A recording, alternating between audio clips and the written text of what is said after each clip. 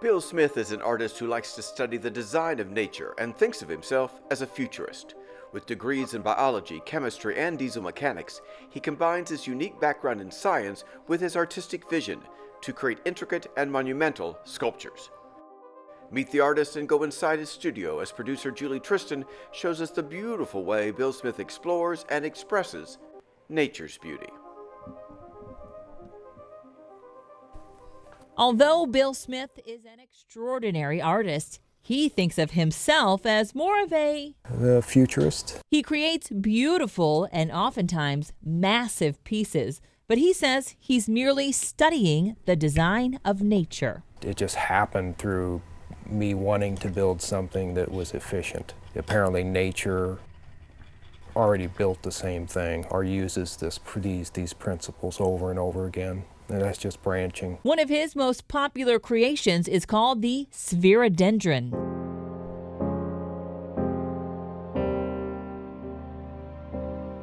Translates into round tree. It's a three-dimensional branching system.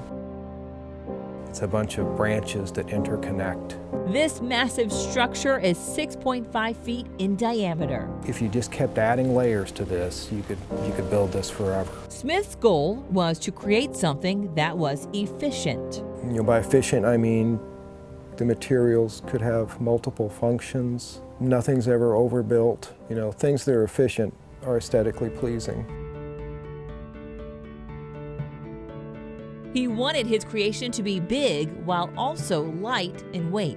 It just turned out that a network structure was the most efficient way to do it. There's lots of computer simulations of the way the internet would look, and like the way a disease would spread throughout a population.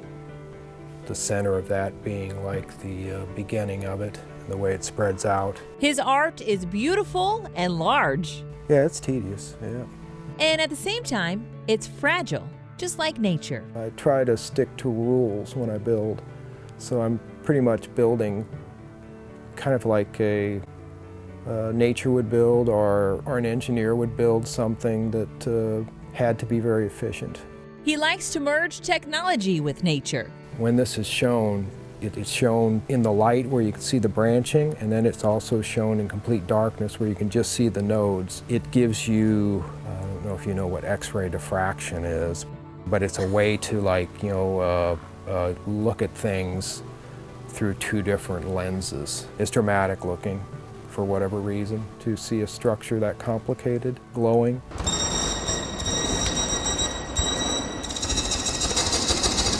Smith isn't your typical artist. He also holds degrees in biology, chemistry, and diesel mechanics. Art is very similar, at least it can be, to the way a person tries to analyze things and figure something out, like the scientific method almost. I'm trying to learn things. I'm not trying to